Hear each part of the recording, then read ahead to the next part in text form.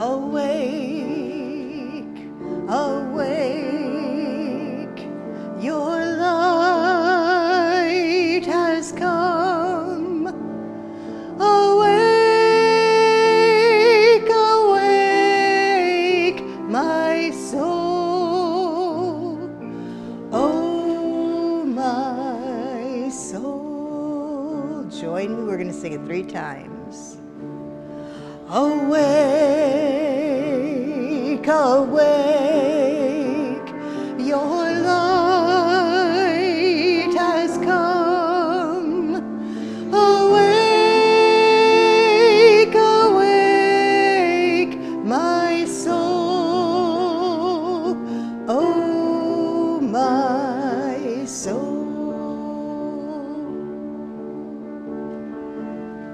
Awake, awake, your light has come. Awake, awake, my soul.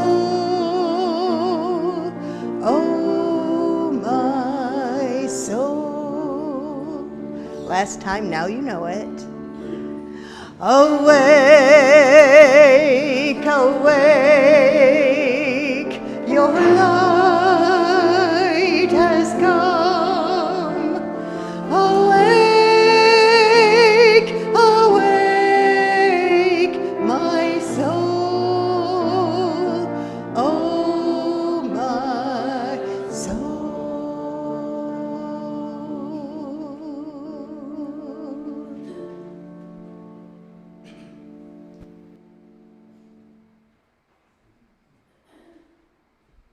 You look awake.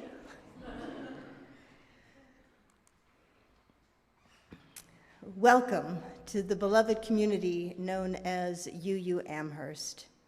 I'm Reverend Michelle Buhite, and I'm the minister of this congregation. We realize that you have many options for what to do on a Sunday morning, and so we are so appreciative that you have chosen to be here, those of you in person, those of you on live stream, and those of you who will join later when you click on our YouTube channel, UU Amherst, to view this at a later time. We begin our services with all ages present in the space that we refer to as the chapel. So if you hear someone in conversation talk about the chapel, it's not somewhere else. This is it. And the space beyond this is called the Emerson Room, which is very important for you to know because that's where the coffee happens. So just to give you a little bit of an internal map, the chapel's here, the Emerson Room is there. So children are always welcome to stay in the service, and we have wonderful child care providers who can help take care of children while you're in. And Kimmy is here, so if someone walks in with a child, she's ready for you. So, Kate, I'm going to have you come on up here and take over the next piece. And I'm at this point. Perfect. And I'll take your slides.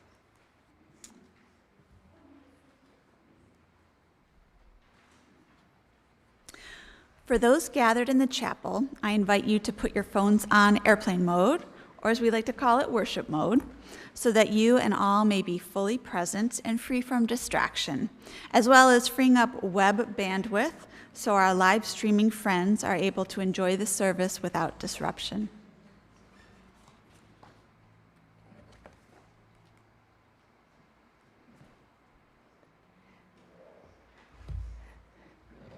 Our opening words this morning come from Rebecca Parker, who is the former president of Star King School for the Ministry in Berkeley, California. The threshold. We are here at the threshold. We are here. We who have crossed many thresholds already to arrive at this space and time, coming out from identities and locations that didn't embrace the fullness of who we are, coming across distances, boundaries, discoveries that have beckoned us to deeper life and challenged us to change. Coming with our loves, our partners, our children, our memories, our knowledge, our wisdom, and our willingness. Coming to our senses, our awareness of the critical issues that threaten the well-being of Earth's creatures, communities, and cultures. Coming again to decisions, commitments, hopes, determinations that we know matter.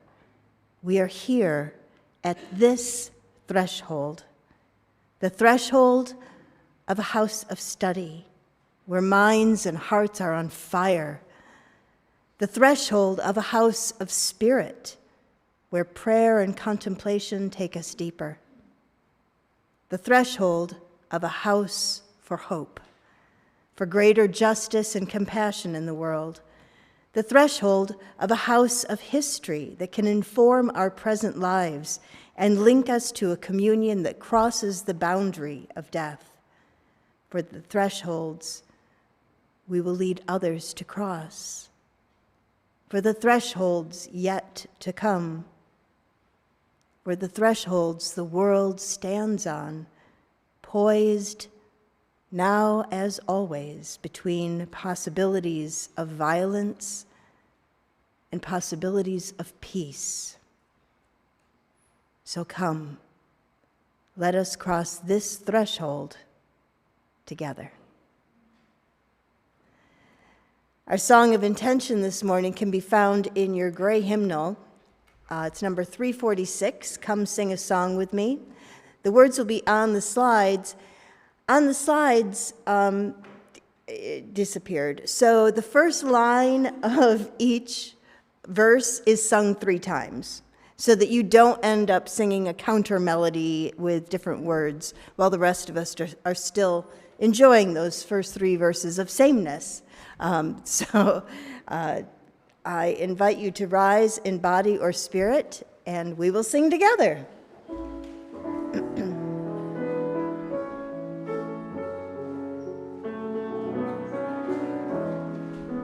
Here we go with energy. Come sing a song with me. Come sing a song with me. Come sing a song with me, that I might know your mind. And I'll bring you hope when hope is hard to find.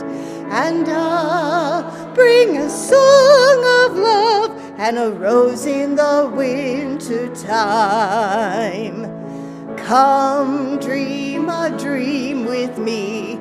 Come dream a dream with me. Come dream a dream with me, that I might know your mind. And I'll bring you hope when hope is hard to find. And I'll bring a song of love and a rose in the winter time. Come walk in rain with me. Come walk in rain with me. Come walk in rain with me, that I might know your mind. And I'll bring you hope when hope is hard to find. And I'll bring a song of love and a rose in the winter time. Come share a rose with me. Come share a rose with me. Come share a rose with me, that I might know your mind. And I'll bring you hope when hope is hard to find. And I'll bring a song of love and a rose in the winter time. Thank you. You may be seated. And that wasn't meant to be a test that you knew the words. I just forgot to click the slide.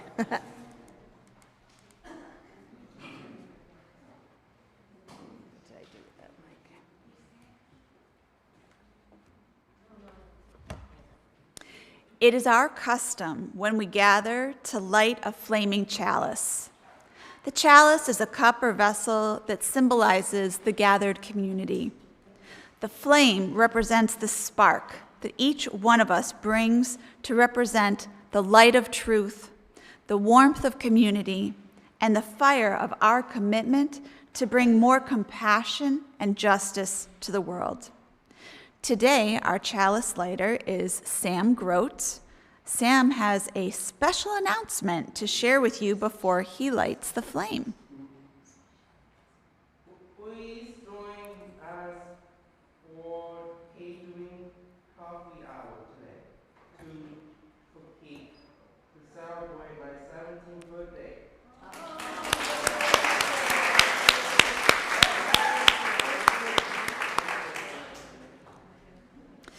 Please join me in our chalice lighting words as Sam lights the flame. We gather this hour as people of faith, with joys and sorrows, gifts and needs. We light this beacon of hope, sign of our quest for truth and meaning, in celebration of our life together. Each week, as we light the chalice to symbolize the gathered community, we also acknowledge that our church is built on holy ground, ground that was first cultivated and occupied by the Haudenosaunee and those known as the Neutrals. We honor them in the land as we plant and tend gardens, blaze and tend trails, and cut and replace invasive species with native ones. We call that space the Ecology Center, a place to teach and learn, and to listen to and speak for the diversity of plants and wildlife. We offer this libation as our giveaway, a symbol of our respect for and deep connection with the land. May we be good stewards of the land and courageously cultivate community with all living things.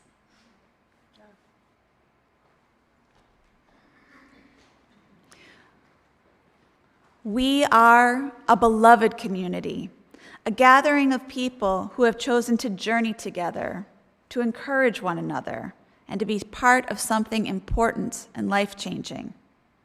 Because we aspire to be such a people, we make bold promises about how we will be with one another.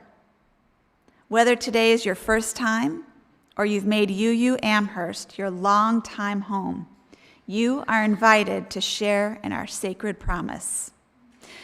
Together we promise to gather in compassionate community, to celebrate diversity of thought and unity of spirit, and to seek wholeness for ourselves, our children, and our world.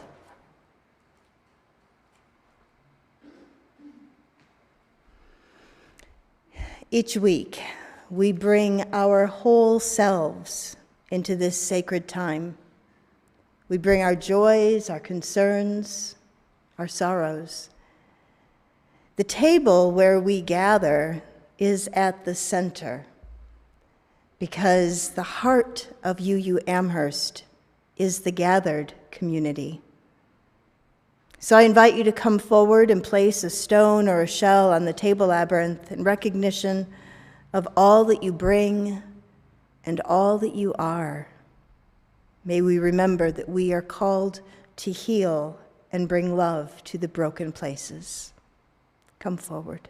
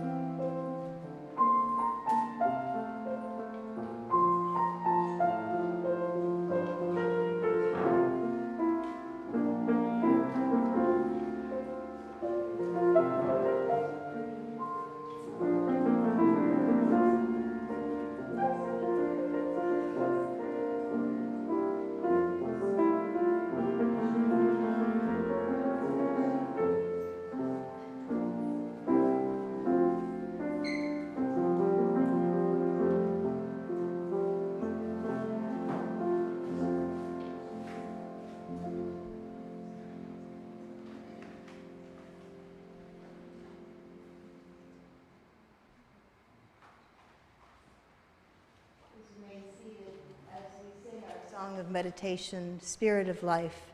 It can be found on page 123 in your gray hymnal.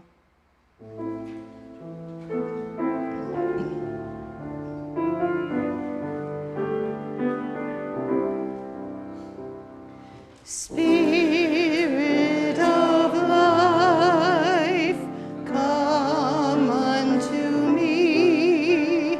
Sing in my heart all the stirrings of compassion. Blow in the wind, rise in the sea, move in the hand, giving life the shape of justice. Roots hold me close, wings set me free. Spirit of life, come to me, come to me.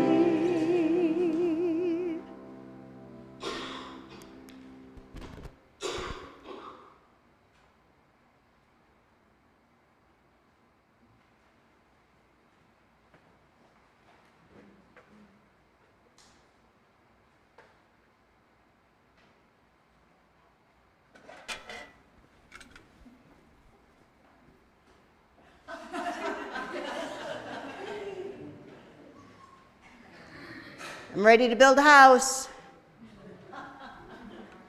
I'm so ready. I'm ready enough that I need to read what I wrote. So I've decided to build a house. When I was, 10 or 11, I helped my dad build our house, and I was very good at passing nails to him and sweeping up afterwards. Since then, I've learned to use power tools. I'm a little afraid of pneumatic nailers. And I've even worked as an office administrator in an architect's office. I hope it doesn't matter that I failed geometry. Nah, I'm pretty sure I'm perfectly qualified to build a house. So I wonder, I can't wear this anymore. When I bought it, I didn't know that there was a part that wasn't there, so it's very wobbly. But it's had its impact. It's done its job.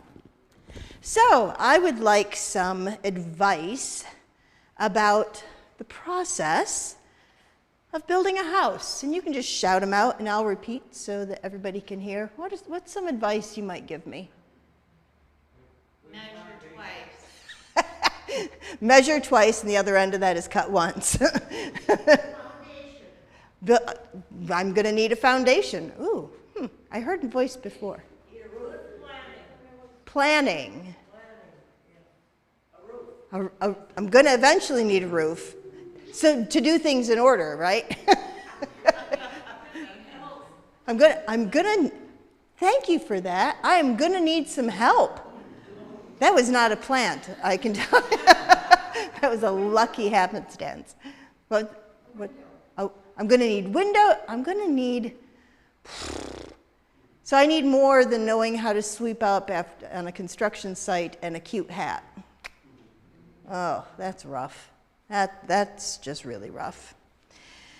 So building a house for hope, a structure for our faith, our beliefs and values, that needs the same kind of care and planning as building a house to live in. As Unitarian Universalists, we don't tell you what kind of house you have to live in. And we don't tell you what you have to believe. We help each person find what is right and true for them. Sometimes people mistake that as meaning we can believe whatever we want. And that's the same as thinking we can build a physical house with any materials or any foundation that we want. So there was a song that I learned way back in Sunday school. I was not raised UU. You'll guess that by the song. And if you know the song, feel free to join in. It has motions, but I'm holding so many things. The wise man built his house upon the rock. The wise man built his house upon the rock. The wise man built his house upon the rock, and the rains came tumbling down. The rains came down and the floods came up. The rains came down and the floods came up. The rains came down and the floods came up, and the house on the rock stood firm. But the foolish man built his house upon the sand. The foolish man built his house upon the sand. The foolish man built his house upon the sand, and the rains came tumbling down. The rains came down and the floods came up.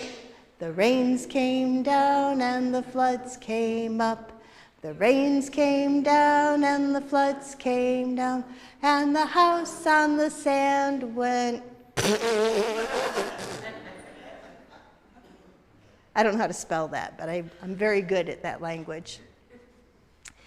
So we want your theological house, your house that is made up of beliefs and values, to be strong and to be the right house for you.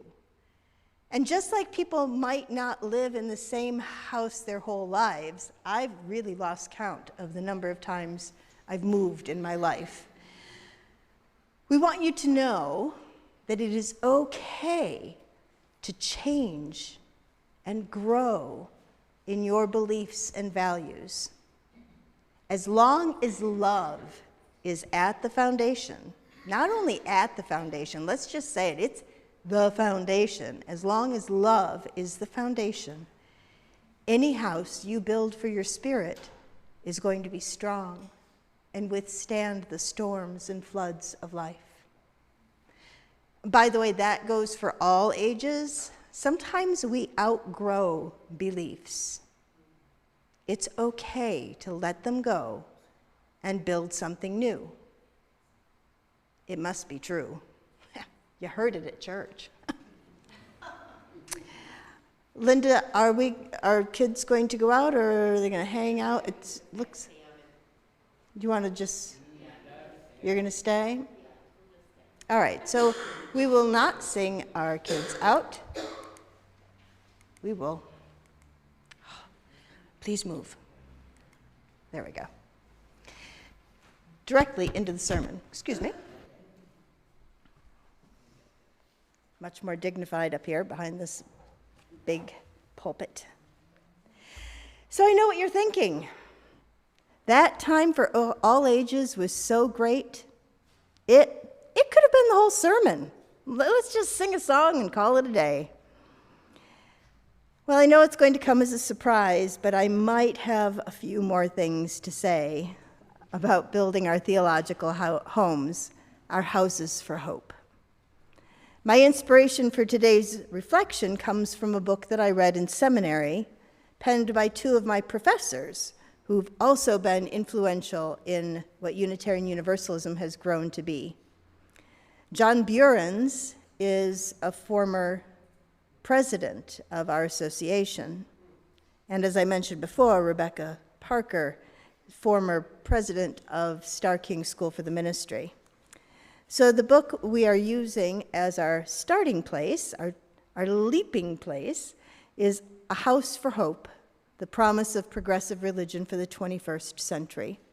For those of you in the room, it's on the front of your order of service because you might just be so interested at the end of the sermon that you will want to acquire your own copy. It's really cool. It's a great book. John writes a short chapter, and then Rebecca writes a chapter on the same topic, and it goes like that way throughout the book. So you get these two different perspectives. It's fabulous. So we are going to use this book as a place to leap off for our edification and growth. I've been looking a long time for a reason to use the word edification, because it's a word you don't hear outside of church circles, right? Edification, a transitive verb meaning to build or to establish, to uplift. It implies instructing and improving spiritually.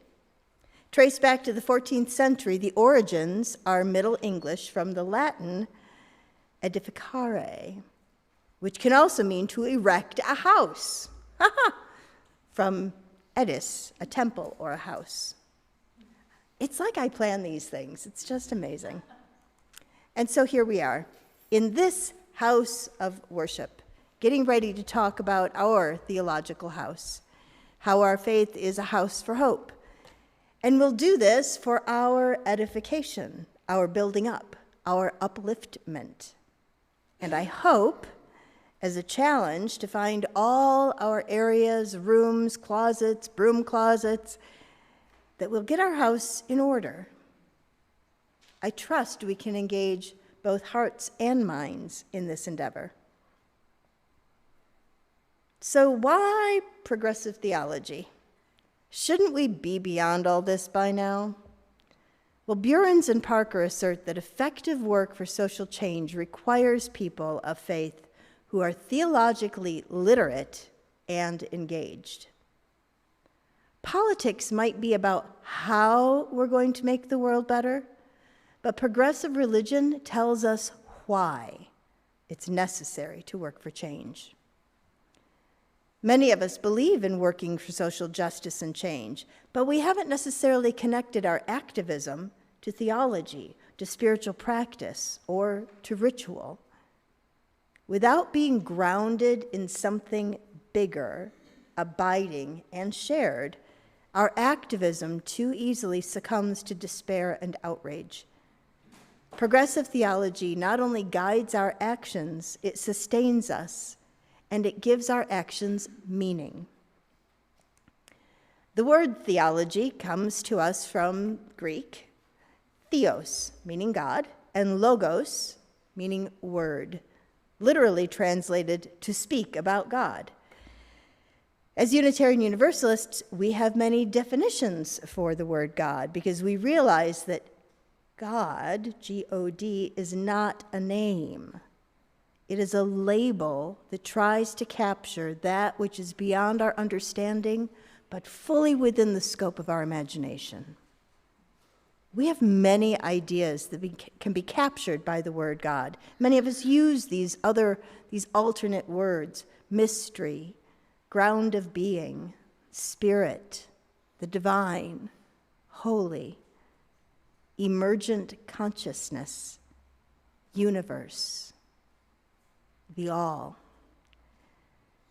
And that's just scratching the surface. You know, they say that if you're in a room with 10 Unitarian Universalists, there are 15 ideas about the word God, right? Theology is the way we learn to speak about the ultimate, which for me encaptures all of those words, those ideas, in our lives. Questions of ultimacy and intimacy. I'm going to go back because I just said the wrong things. Questions of ultimacy and meaning are theological questions. They're the big questions. Why is there evil in the world? What happens when we die? Those are theological questions because they reflect our need to find meaning in our world and in our experience. This meaning-making is part of being human. As far as we know, we are the only species that cares about that. It is possible that tigers and tiger lilies also thirst for meaning in life. We just don't know about it. For our purposes today, and following the path outlined in A House for Hope, we will engage the following theological concepts. Let me tell you right at the beginning, there will be no quiz, so it's okay.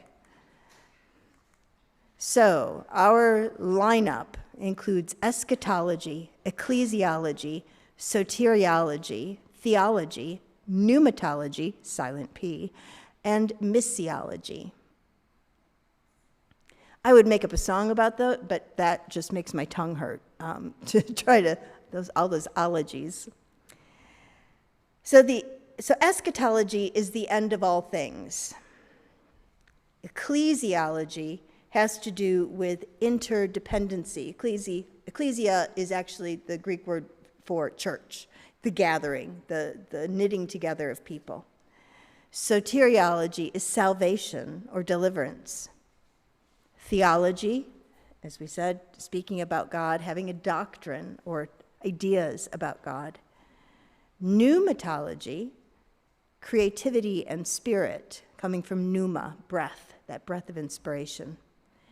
And missiology, the calling to bring something to the world. Now, I have every confidence that we can fully engage these ideas in our remaining time. I think it's important to note that we do not engage these ideas simply as a form of mental or spiritual gymnastics. We engage these foundational questions of meaning because they inform our activities of justice making. If Descartes got it right, we think, therefore we are, then it is also true that we think, therefore we do. Our underlying assumptions and understandings inform how we are in the world and how we respond to others and the greater world. We need a moment to let that come in, right? Whoo la la. So we're going to sing. We're going to sing 2 verses, just the first 2 verses of Morning Has Broken. It's number 38 in your gray hymnal, if you would like to see the notes, and the words will be up front.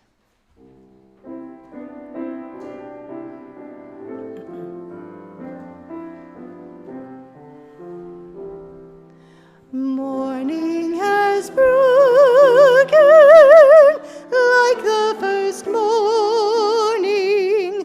Blackbird has spoken like the first bird.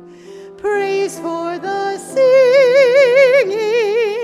praise for the morning, praise for them springing fresh from the word.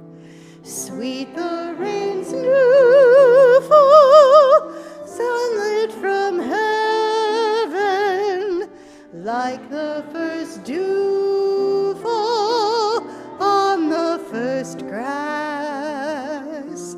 Praise for the sweetness of the wet garden, sprung in completeness where God's feet pass.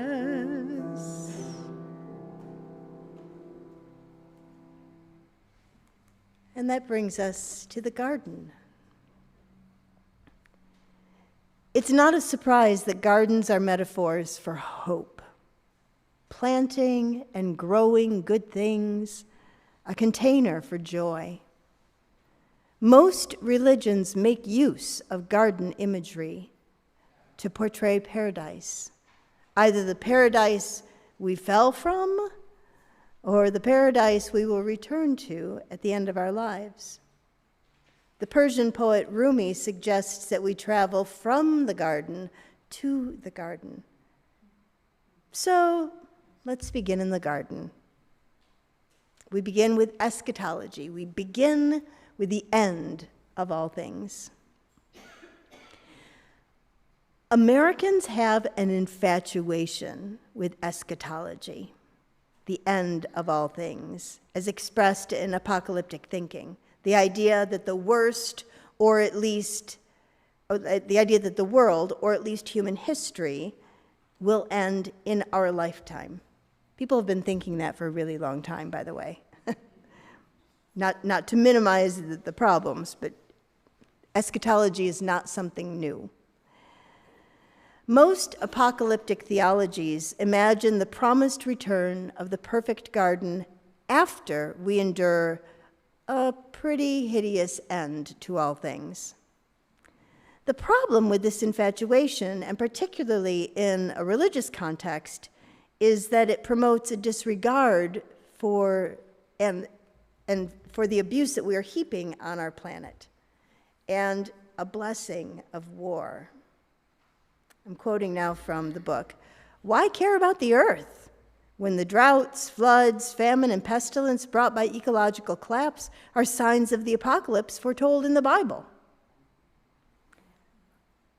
When that theology was part of my life, that was, tomorrow's news.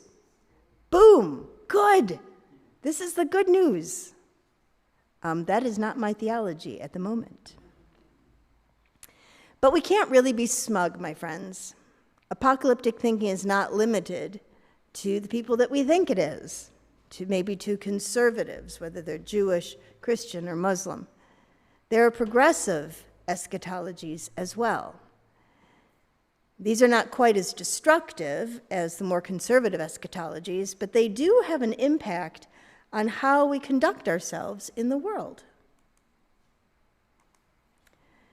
According to the text, the book that we are pulling from, there are three basic progressive eschatologies. There is an eschatology that says, we are here to build the kingdom of God on earth. That's the social gospel. Another that says, God intends all souls to be saved. That one's familiar. That's universalism. And paradise is here and now. And that is a radically realized eschatology. Although all three of these have been a part of our liberal religious history, probably the one that is most appealing to contemporary Unitarian Universalists is actually the last one, radically realized eschatology, affirming that we are already standing on holy ground. I feel like maybe we said something about that earlier. This earth, and none other, is a garden of beauty, a place of life. Neglecting it for some other better place will be a self-fulfilling prophecy, and it will make the earth a wasteland.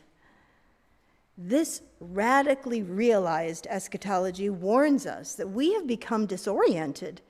We are not outside the garden. We never left. This world is a garden, and we are its caretakers. We move from the garden to our sheltering walls, from eschatology, the study of end things, to ecclesiology, acknowledging our interdependence. And this brings me to truly my most favorite topic that I've preached on again and again and again, and that is covenant. Our sheltering walls are the covenant that we create of how we will be together. We build our walls not based on contracts which arise from distrust, worries, and what-ifs, along with plenty of penalty clauses, but from a core of spiritual covenant, that what is between us is based in trust and love, in gratitude that we have found one another, and that the commitment that we make to care is not only for one another, but also for our relationship, and that we will seek to renew that relationship, when challenged. So I just want to lift that up a second. When we are in covenant, and it's two people, it's more than two people. There is that third entity, the relationship itself, that which is created in a loving and trusting relationship. Okay?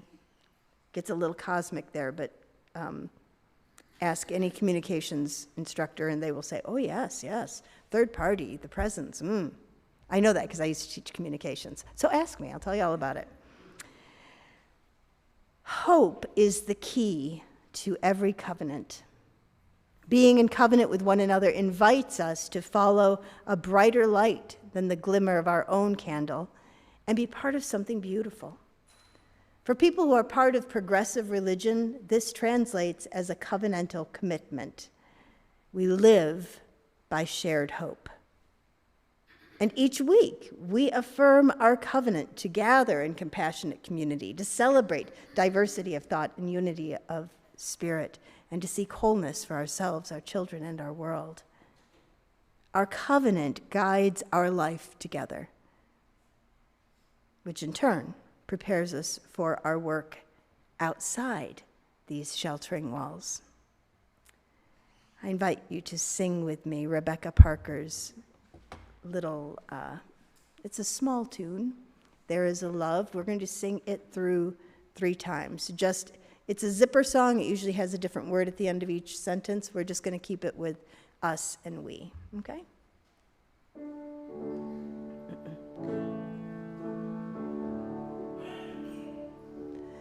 There is a love holding us. There is a love holding all that we love. There is a love holding all. We rest in that love. There is a love holding us. There is a love holding all that we love. There is a love holding all. We rest in that love. One more time. There is a love holding us. There is a love holding all that we love. There is a love holding all. We rest in that love.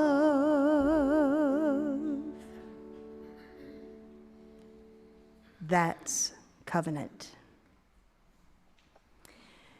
We have moved from the garden, paradise, to our sheltering walls, the covenants that bind us together in a love beyond belief. And now we consider our roof, a metaphor, in this case, for salvation, a safe haven from the storms that threaten. Oh, salvation. Michelle, you just preached on universalism like a couple weeks ago, and you said those words so many times.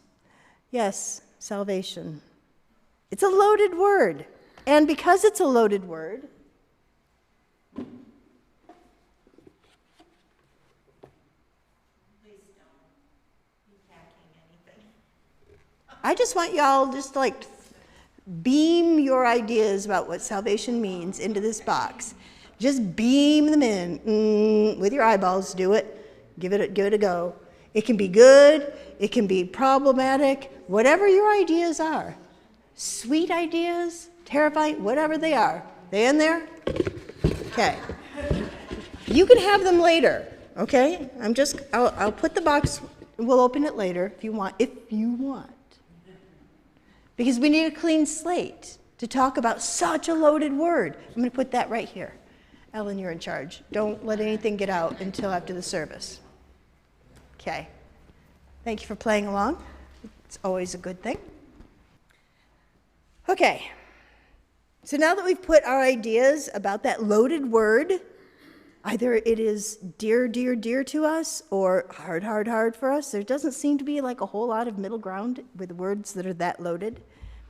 So we're setting it aside because salvation is bigger than what will fit into a little box like that. Ellen's just put a hymnal on it to make sure that nothing can like pop out. Thank you, Ellen. So let's not let anybody else's definitions of words intrude upon our opportunity to use it for a moment, decide whether or not it works for us, do what we will with that word, okay? So here we go. I'm going to say it. We need saving. We need saving from ourselves. Are you your worst critic?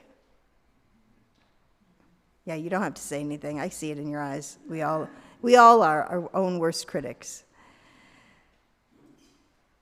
So we need saving from ourselves. We need saving from systems of injustice and oppression. We need saving from evil, which is another word that we don't use that often. Rebecca Parker defines evil as that which exploits the lives of some to benefit the lives of others. We need a bigger box to put everything that could be that. I'm just going to give that definition again. Evil is that which exploits the lives of some to benefit the lives of others. She actually goes on for another page and a half, but I think you get the idea. There is evil in the world, and we need salvation from that evil. But perhaps even more, we need to be the instrument for others' salvation from that evil. If it is in our power and purview to speak truth to power and to dismantle systems and structures of oppression, it is our moral duty to do so. Evil is not mysterious. This is not like movie evil, creepy music evil, right? Ooh, oh no, the fog, don't go into the fog. That's not what we're talking about here.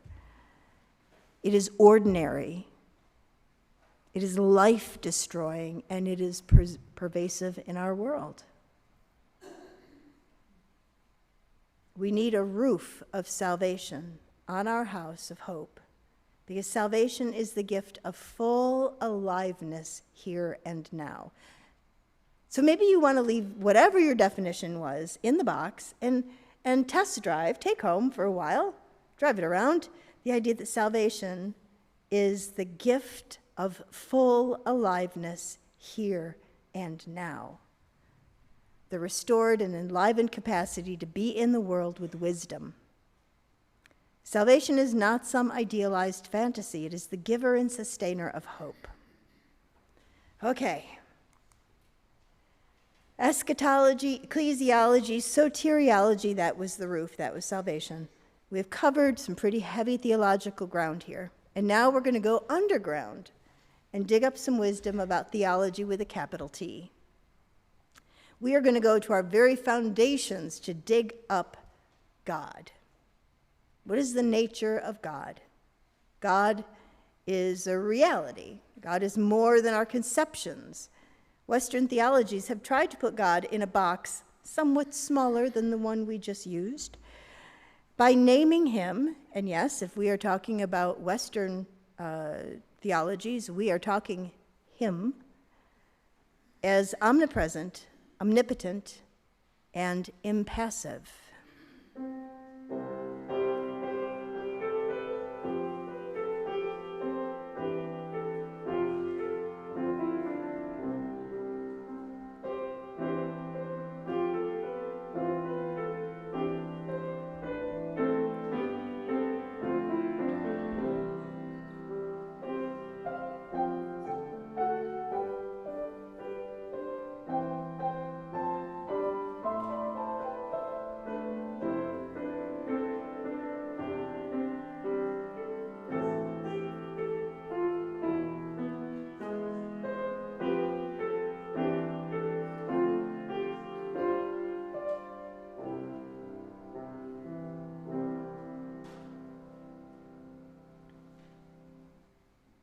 Is that song familiar? Do you know the title? A Mighty Fortress is Our God. That sort of captures Western theologies as they have arrived. A mighty fortress is our God. Well, Unitarians in the 16th century were some of the first theologians to define God as a process, not an all-knowing and removed being. Well, it takes some thinking about. But everything is process. Even our earth is a process, from star stuff to magma to continents and water, earth, fire, water, air. God is everywhere and everything. That's not pantheism, that's panentheism, and you can look that up later. I'll be glad to send you the word. God is present in all things, but greater than all things. Not greater like far away, dictating, but like, I don't know, there is some form of math. Remember, I failed geometry. I was pretty good at not doing math.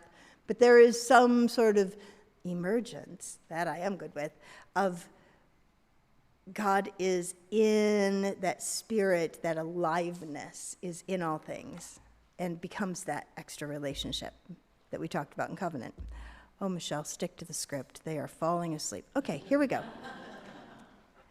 So in just the same way that a symphony can be just, a bunch of notes and rests on pieces of paper until it is brought to life with violins and cellos and all of it doing their thing, it becomes something greater than itself. It's greater than the notes on the piece of paper. There.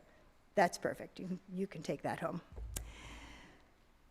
When we dig into our foundations in our theological home, we find God. Even if we don't believe in God, it's okay. I keep using the word because sometimes we have to desensitize if you've had an experience. So I'm going to quote here from the book.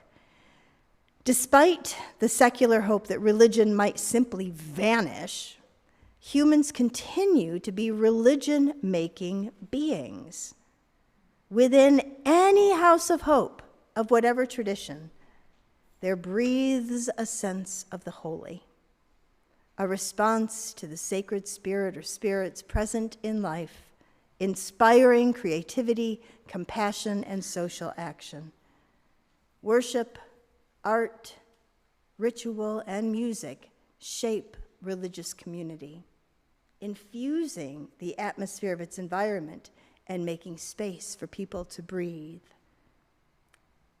That's why we've been singing between these ideas, because we need an opportunity to breathe. I'm going to actually skip that next song because coffee is cooking and there's cake. Does coffee cook? I guess it doesn't really cook. That's the song we would have sung. Okay, good. So that breathing space is how Burens and Parker define pneumatology, which has a silent P, just like pneumonia. Pneumatology is our co-creativity with the universe, our creative impulse, and how we are transformed by it.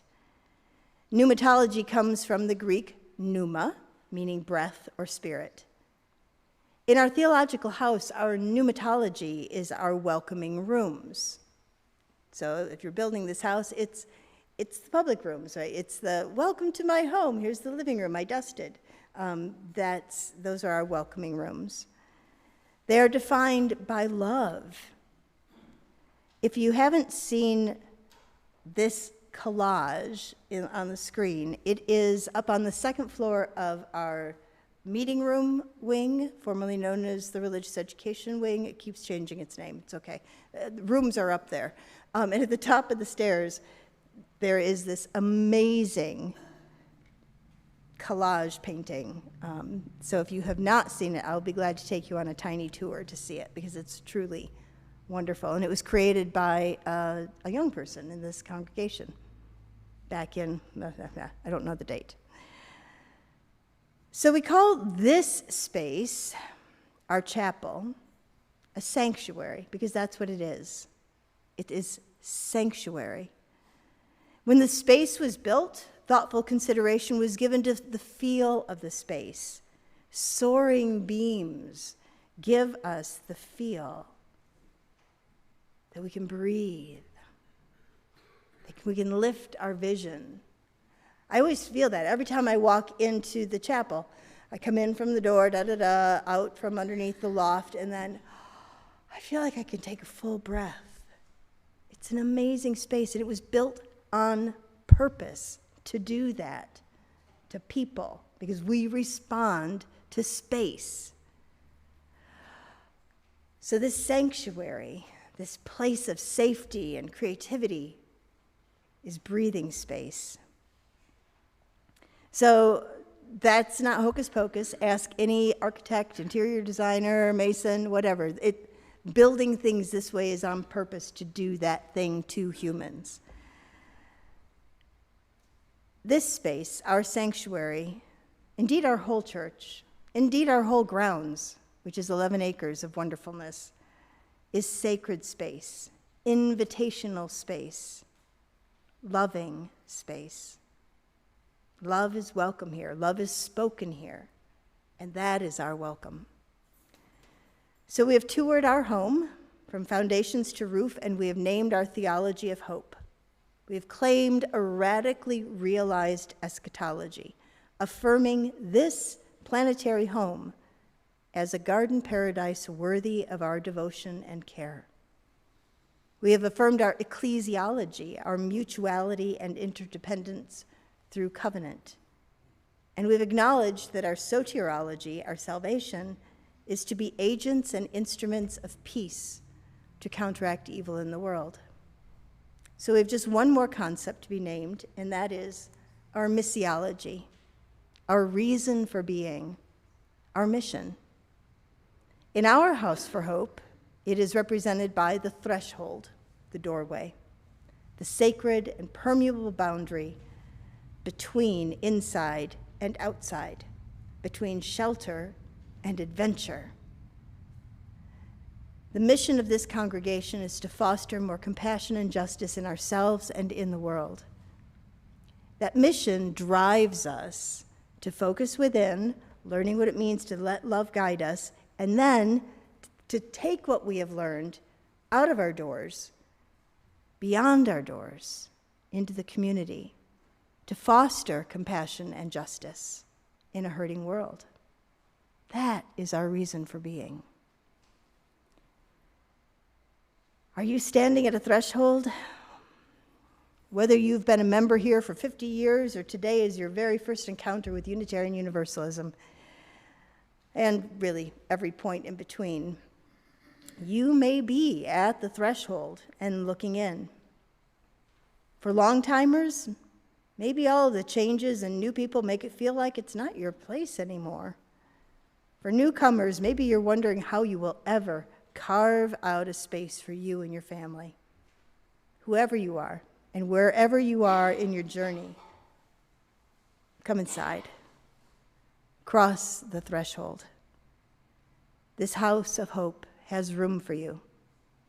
You can bring your whole complicated self. So come and be fed and be inspired to work for justice. Come and feed others and sink your roots in deep to the garden of beauty. I close with these words by Rebecca Parker. We are here at this threshold, the threshold of a house of study where minds and hearts are on fire, the threshold of a house of spirit where prayer and contemplation take us deeper, the threshold of a house of hope for greater justice and compassion in the world. Come, let us cross the threshold together.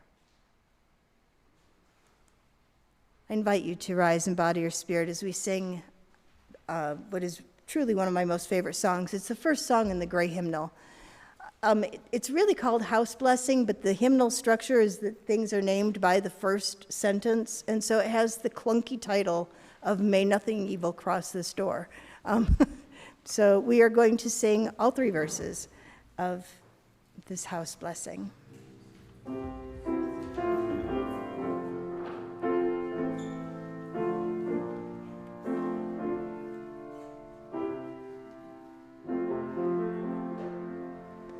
May nothing evil cross this door, and may the fortune never pry about these windows. May the roar and rain go by.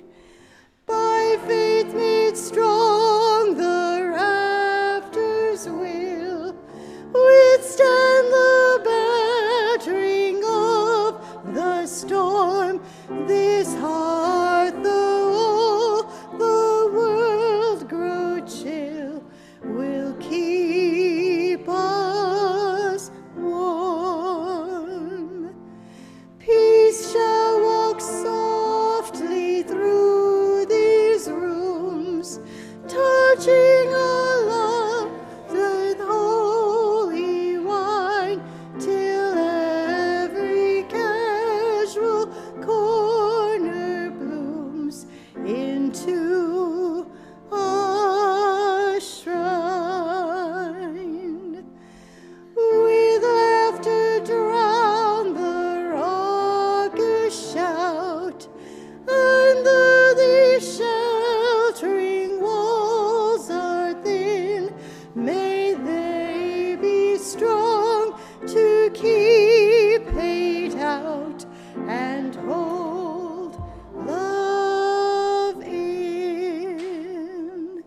Please remain standing as we extinguish our chalice to close this portion of the service.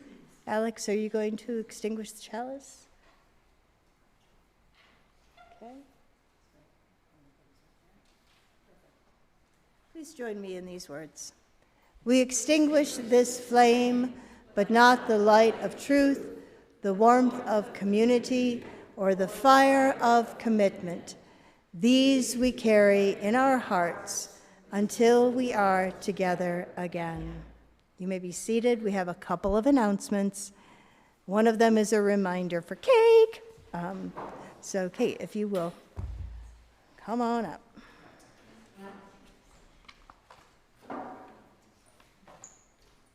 Thanks.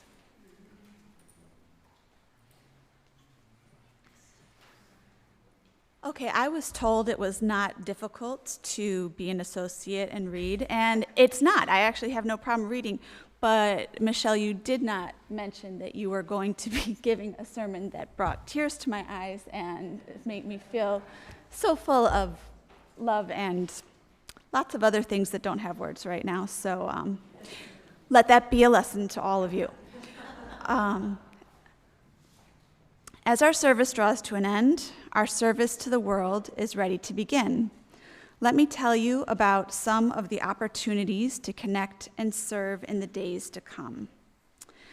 Our Church of the Wild Sunday morning meditations in the Ecology Center continue with volunteer leadership.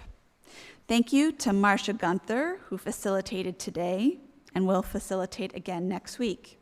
See your order of service for information. Following the service, there will be cake in the Emerson room in celebration of Sam Grote's 17th birthday. We hope all will attend and wish Sam well. We are an all-hands-on-deck kind of church. That means that there are many ways to get connected through volunteer opportunities. All of the opportunities I'm about to tell you about can be found in the weekly update that is emailed each Friday. If you're not getting these emails, please fill out a connection card found in the pew pocket in front of you or at the welcome kiosk in the lobby. And if you want to volunteer but just don't do computers, you could add your name to the clipboard on the glass wall in the lobby and someone will contact you.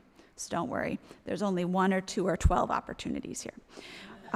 So we need Sunday greeters.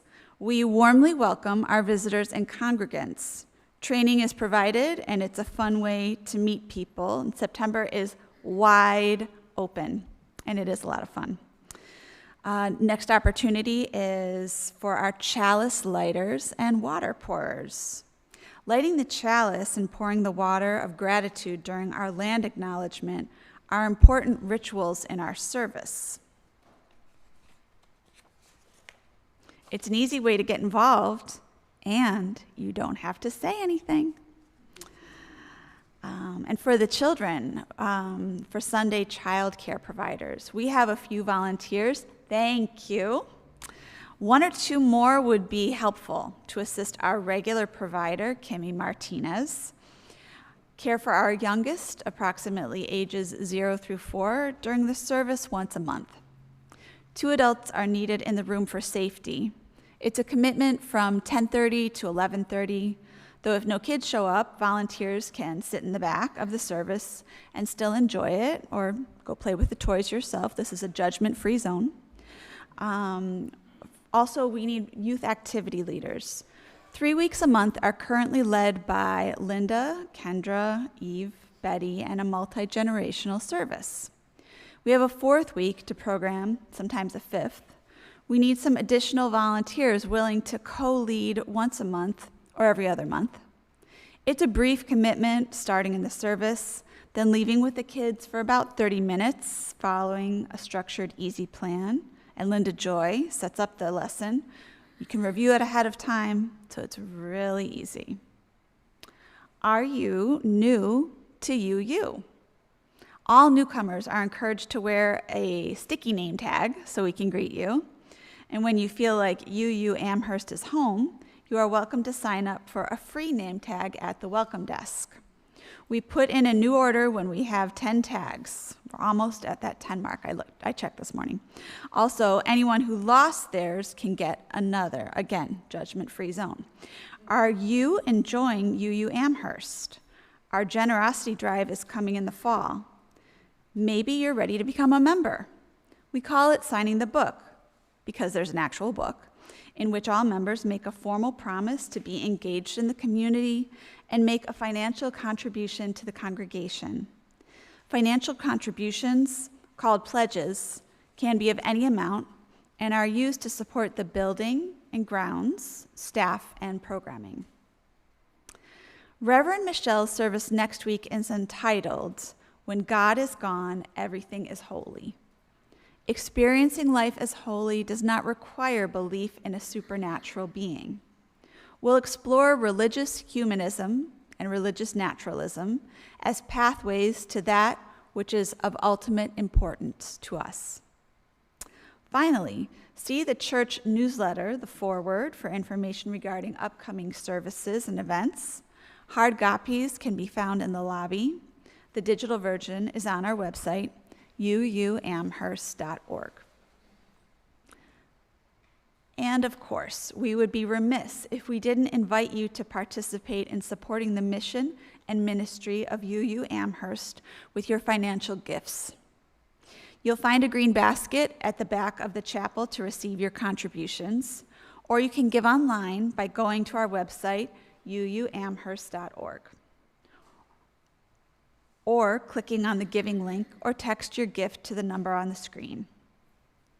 Your gifts and participation are important because we pick fruit from trees we did not plant. We drink water from wells we did not dig. This is as it should be, so long as we dig and plant for those who come after us.